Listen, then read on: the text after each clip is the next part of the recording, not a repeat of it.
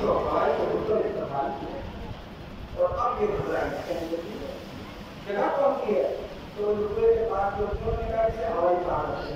अब ये सुनने के बाद कहते थे कि उस भाई का बहुत था जो कहने लगी नहीं मगर इनका भाजा साथ में था सुबह का बेटा उसने कहा भाजा पड़ेगा आप चक्कर में ना पड़ो जो रुपये के पास और ये निहायत कंजूस आदमी का एक पनाह कंजूस आदमी का खाला से इतनी मोहब्बत थी कि जब मामी ने वो बेटा तोड़ के तो ये अपनी गधे पे बैठ के गई थी दावत खाने के लिए। तो जब वो इंतकाल हो गया तो उसने मरसिया लिखा था खाला के लिए। तो पहले दूल्हा उसने कहा अफसोस खाला तो गई गधा भी लौट के ना आया ये मिरास में गधा ही मिल गया होता ये मोहब्बत थी खाला से। तो उसने कहा खाला जान अभी जल्दी से फैसला ना करें। उसके बाद में फिर इसने लोगों को पैसा देके 50 लोग तैयार किए और उन्होंने आगे कहा अम्मी जान से आवाज नहीं आकर इसका नाम पूरा है बस अब आप अंदाजा लगा लें। ये तो कहते हैं कुरान में अली का नाम क्यों नहीं है हसन का नाम क्यों नहीं है हुसैन का नाम क्यों नहीं है। कुरान ने सिफात बयान कर दी वजअलनहुम अइम्मतन यहदूना बिअमरिना व औहयना इलैहिम फिअल खैरात। अल्लाह के हुक्म से हिदायत करते हैं और पहले अमर की उनके ऊपर वही हुआ करती है। अगर नाम होते जो 50 को खरीद ले वो 50,000 भी खरीद सकता था। कुरान ने नाम नहीं लिए सिफात का जिक्र किया। तो यहाँ पे वो बिक गए और आने के बाद उन्होंने कहा ये मिजाज है वो जगह नहीं है। अम्मी भी क्या पूछी की जगह तो वही है इसलिए कि आदमी भले से पूछे कुत्तों को याद है कि किस पे भौंकना है और उन्होंने अपना काम किया और उन्होंने अपना काम बखूबी किया। इंसान भूल गया उन्हें याद रहा और फिर ये जब भूल गया तो हारून की जो निकली थी अल्लाह के हुक्म के खिलाफ जिस पे वो खातून ने टेरोरिस्ट से सवाल किया था कि बता क्या वो अपनी मर्जी से आई थी या शौहर की मर्जी से आई थी। तो ये था उसका पसंदीदा जो आपके मतलब है अर्ज किया जनाब वाला। और उसके बाद में इस जंग में 20,000 अफराद शामिल हुए इसकी तरफ से बातिल की तरफ से 10,000 हाथ तो सिर्फ इसलिए कटे थे कि वो ऊँट की हार पकड़ रहे थे। मतलब आप देखें अंदर दौर की तरफ थी हार जो आप देख रहे हैं ये तो उसके पसंद में नहीं है। उस दौर में आप देखें कि 10,000 हाथ पकड़ रहे थे वो भी हाथ पकड़ते थे और हाथ पकड़ता था। यहाँ तक तबरी ने लिखा कि मेहंदियों को ऊँट को उठा के लोग तोड़ तोड़ के सूट ले गए थे महीने से तो मुझ पकड़ और ये वो जंग थी कि जिसमें कोई परचम नहीं था बल्कि हजरत जो थी वो परचम था कि बस वो उनमें गरीब जो लोग रो रहे थे कि आए अपनी की आवाज सुनी और इनकी मदद के लिए दौड़ो। जब ज्यादा देर हो गई और शाम का वक्त होने लगा इमाम हसन को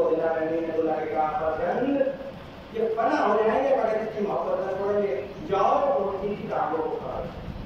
इमाम हसन आए और आने के बाद आपने टांगों को काट दिया और गिर गया। आप समझेंगे हाँ जब गिर गया तो ये भी नीचे आ गई। जनाब अमीर ने इनके भाई मोहम्मद बिन रफीका को भेजा और जाके कहा बहन के हाल चाल पूछो। उन्होंने महफिल में हाथ डाला कहा रुक जा अल्लाह का खौफ कर मैं नबी की बीवी हूँ मैं नबी की हुर्मत हूँ। उसने कहा बाजी नबी की हुर्मत का ख्याल होता तो इतनी दूर का रास्ता मरे आम में तय करके न आती। मैं और नहीं तुम्हारा भाई मोहम्मद हूँ तुम्हारा भाई मोहम्मद हूँ। और उसके बाद अब तो हो गया अगर इजाजत हो बस मैं इख्तिताम कर दूं जल्द सलावत दे मोहम्मद का।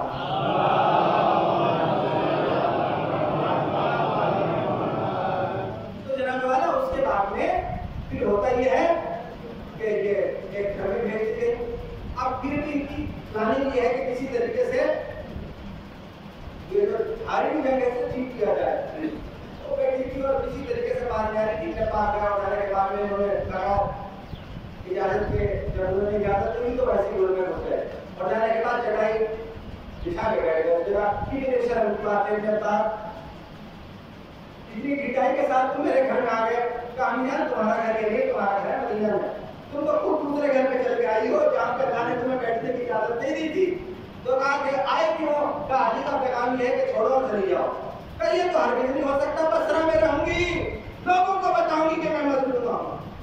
अच्छा फिर जनाब अमीर ने इमाम हसन से कहा कि जाओ और जाके उन्हें वो हदीस याद दिला देना जो नाना ने कही थी बाबा से कि अख्तियार जो दिया था ना तलाक का। अच्छा वो आए और आने के बाद में उन्होंने कहा कि सुनो बाबा ने भेजा है आज उस हक को इस्तेमाल करने का दिन है जो नाना बाबा को दे के गए थे। बात मानती हुए कहने लगी अच्छा मैं भी तैयार कराइए हम जा रहे हैं। एक लश्कर के साथ जनाब अमीर ने ठीक किया। अब जब मदीना में पहुंची हैं तो घर नहीं गई, रोज़े नबी पे जाने के बाद में कहा सलाम हो आप पे, आप देखते हैं कभी ने मेरे साथ क्या जुल्म किया, मुझे मर्दों के दरमियान में भेज दिया, मैं आपकी बीवी थी, मैं आपकी ज़ौजा थी, मेरी हुर्मत का ख्याल न रखा, मुझे मर्दों के साथ भेज दिया। उन्होंने अपने सरों से अपने औहदे उतारने शुरू किए और चेहरों से नकाब हटा के कहा अगर इतनी जिहादी होती तो 20,000 के लश्कर के साथ न जाती। आज रोती है अरे हम मर्द नहीं है, हम औरतें हैं। अली ने तेरी हुर्मत का ख्याल करते हुए हमें मर्दाने लिबास में भेजा था।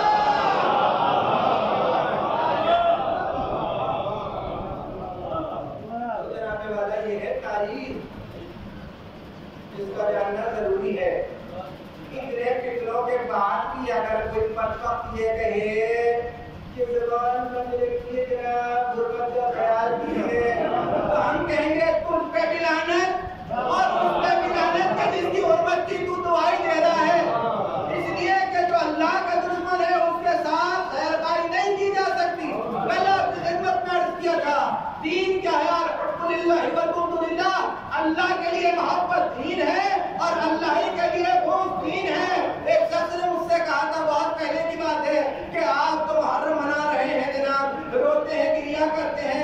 इमाम हुसैन रज़ियल्लाहु अन्हु तो बड़े करीम हैं, करीम बाप के बेटे हैं, नाना भी बड़े करीम हैं, उनकी वालिदा भी बड़ी करीमा है। तो अगर ऐसा हुआ कि रोज़े क़यामत उन्होंने यजीद को बख्शवा दिया तो आपका क्या होगा? मैंने कहा जाने थोड़ी ना दूंगा, वहीं पे दामन पकड़ दूंगा। अरे ये बताइए हम यजीद को लानत क्यों किया करते थे? हमारी भेड़ तो नहीं काटती थी, हमारी डोर नहीं काटती थी, आपकी वजह से लानत किया करते थे। जब कातिल को बख्शवा रहे हैं तो हमें क्यों छोड़े जाते हैं? जब कातिल को बख्शवा रहे हैं तो हमें भी बख्शवा दे। मैंने कहा बता तेरे पास क्या जवाब है? कहाँ से बात करना बेकार। आज वक्त बहुत ज़्यादा हो गया, अगर तसव्वुर टूट जाता तो फिर कल सुनाने में मजा न आता। ये पूरी तारीख की अपनी कैमरे के सामने बात की मैंने, तमाम तारीख का निचोड़ आपके नजर में आ सकती है। ये सब तारीख में हुआ।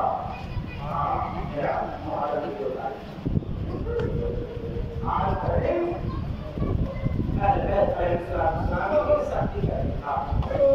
आज यह दिन है कि जब पुरानी सफर करते हुए 8 जिल्हज को जो कारवान मक्का को छोड़ के चला था वो अपनी मंजिल पे आ गया।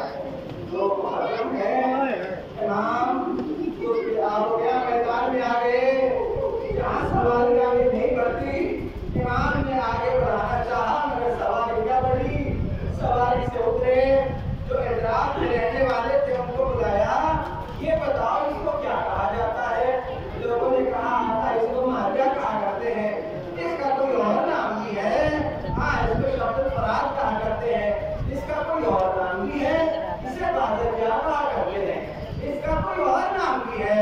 कहा कि इसको नैनवा कहा करते हैं, इसका कोई और नाम भी है, इसे करबला कहते हैं। ये सुनना था इमाम ने एक गहरी सांस ली, नाम करबला ए अब्बास महमिलों को उतार लिया जाए। अल्लाहु अकबर।